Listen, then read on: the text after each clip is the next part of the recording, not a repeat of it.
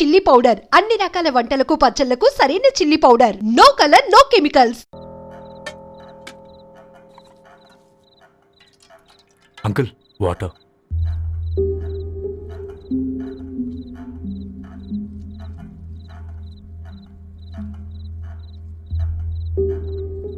ఏంట్రా అలా కలుపుతున్నావు? ఆంటీ 4 ఇళ్లలో వంట పని చేస్తుంది. ఇంట్లో రోజు 4 రకాల కూరలు ఉంటాయనుకున్నావా ఏంటి?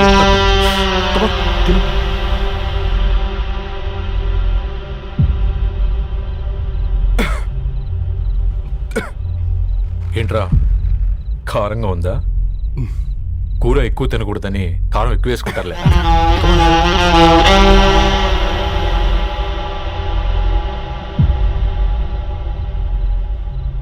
ఏంటి అటు ఇటు చూస్తున్నావు? కొట్టుకారం తింటూ గీ ఎక్స్పెక్ట్ చేయకూడదు. కమన్ తిను. ముద్ద దిగట్లేదా? నాకు కూడా దిగట్లేదురా. ఎందుకంటే ఇలాంటి ముద్ద ఈ గొంతుకి అలవాట్లేదు. కానీ అలవాటు చేసుకోవాలి. రేపు పెళ్ళాక మన చెల్లి కూడా ఇదే కదా తినాల్సింది. ఇలా ముద్ద గొంతులో దిగుతుంటే గొంతంతా మంటగా ఉంది, గుండెంతా మంటగా ఉంది. కానీ దానికి తప్పదురా, లైఫ్ లాంగ్ ఇదే తినాలి. ఇదిగో ఇక్కడే పడుకోవాలి. ఏంట్రా అలా చూస్తున్నావు? ఒకే రూమ్ అన్నా? ఫస్ట్ నైట్ వాళ్ళు బయటకు పడుకుంటారా? ఆ తర్వాత ఎలా అన్నా? ఆ తర్వాత అందరూ కలిసే పడుకుంటారా? వాళ్ళు అటు తిరిగి, వీళ్ళు ఇటు తిరిగి. అది అపోలో హాస్పిటల్లో పుట్టిందిరా. దాని పిల్లలు ఆ గాంధీలో పుడతారు. మన పిల్లలు ఆక్రిడ్జ్కి వెళ్తారు. దాని పిల్లలు ఆ బ్రిడ్జ్ పక్కన ఉన్న గవర్నమెంట్ స్కూల్కి వెళ్తారు. పర్లేదు, దాని మాట ఇచ్చాడు కదా, ఫాలో అవుతాం. కానీ రవి, ఒక్క మాట, నువ్వు ఒక పేపర్ బాయ్వి. నీకే ఒక చెల్లుంటే తనొక చిత్తు కాగితాలు ఏరుకునేవాడిని ప్రేమిస్తే పర్వాలేదులే, ఇద్దరూ కలిసి కాలనీలో చిత్తు కాగితాలు ఏరుకుంటారులే అని పెళ్లి చేస్తావా?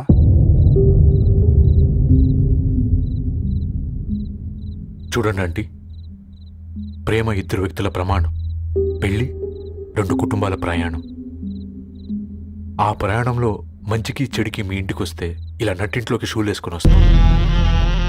బాధ ఇప్పుడు ఒకవైపే ఉంది, భవిష్యత్తులో 2 వైపులా ఉంటుంది. 4 ఇళ్లలో పని చేసుకునేవారు గద్వాల్ రెడ్డి వారి ఆహ్వాన పత్రిక ఇప్పుడు ఇక మీ చేతుల్లో ఉంది.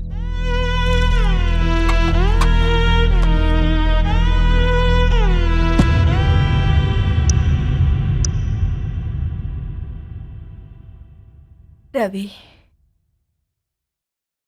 మన మధ్య ఈ నిశ్శబ్దం ఎందుకో నీకు అర్థమైందారా?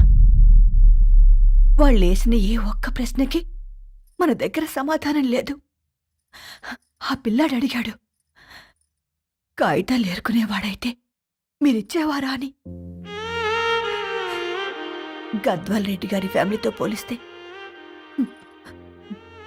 మన స్థాయి అదే కదరా. మరి వాళ్ళ బాధను మనం అర్థం చేసుకోవాలి కదరా. మన వాళ్ళ ఇంటికి పోయినప్పుడు టీ తాగితే గొంతులోకి పోలే, ఇప్పుడు వాళ్ళకి ముద్ద గొంతు దిగలా. నీకు గొప్ప జీవితం వస్తుందని సంతోషించాం కానీ ఒక అమ్మాయి గొప్ప జీవితాన్ని కోల్పోతుందని ఊహించలేకపోయారా? పెళ్లి చేయడమే ఇష్టం లేకపోతే మన ఇంట్లో గ్యాస్ పేలొచ్చు, మన ఆటోకి యాక్సిడెంట్ అవ్వచ్చు. కానీ వాళ్ళు అలా ఏం చేయలేదురా. 2 కన్నీటి బొట్లు కార్చి వెళ్ళారు. ఆ కన్నీటికి విలువనిద్దాన్రా.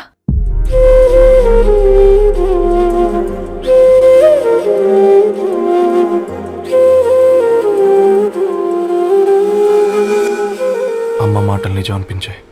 ఈ రోజుల్లో ప్రేమకు స్థాయి భేదం లేదు అనే మాట అబద్ధం అనిపించింది. ఆ రాత్రంతా ఆలోచించాను. ఏ అక్షరాలైతే మమ్మల్ని కలిపాయో అవే అక్షరాల్లో రాసుకున్నాను, తనకు శాశ్వతంగా దూరం కావాలని.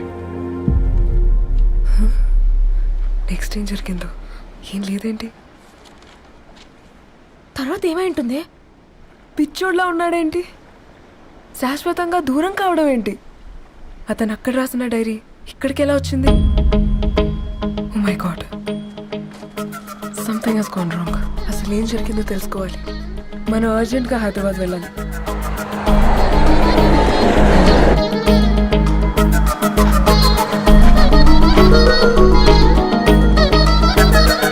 హలో, గద్వాల్ రెడ్డి గారి ఇల్లు. స్ట్రైట్ గా వెళ్ళి లెఫ్ట్ తీసుకోండి.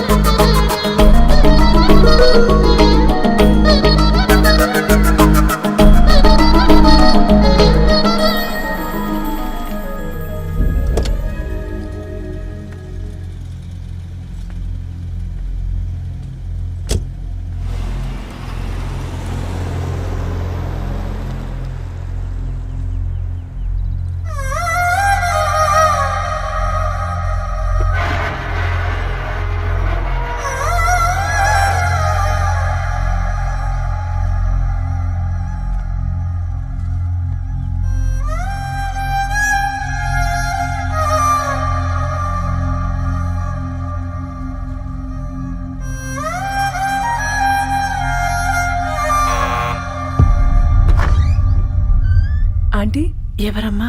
నేను ధరణి ఫ్రెండ్ని. లోపలికి రండి.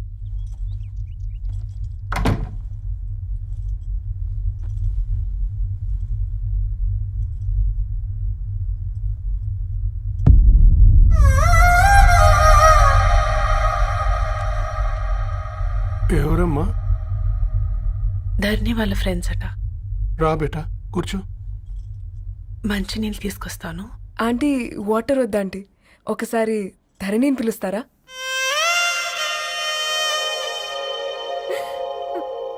ధరణి లేదమ్మా.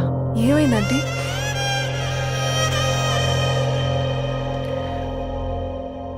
వాళ్ళ అన్నలు దాని మీద ప్రేమతో చేయకుండా పని చేశారు. అది మాకు వేయకుండా శిక్ష వేసింది. వెళ్ళిపోయింది, ఇంట్లో నుంచి వెళ్ళిపోయింది. ఊరుకోండి ఆంటీ, నేను వచ్చి బాధ పెట్టాను. పర్వాలేదమ్మా, బాధ మాలో భాగం అయిపోయింది. ధరణి ఎక్కడుందా ఆంటీ?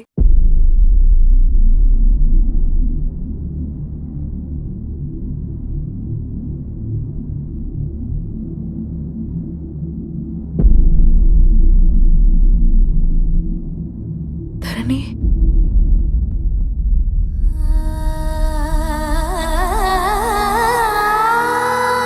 ధరణి, మీరు? నా పేరు మేఘ, ముంబై నుంచి వచ్చాను. మీరిక్కడ ఉన్నారంటే రవి?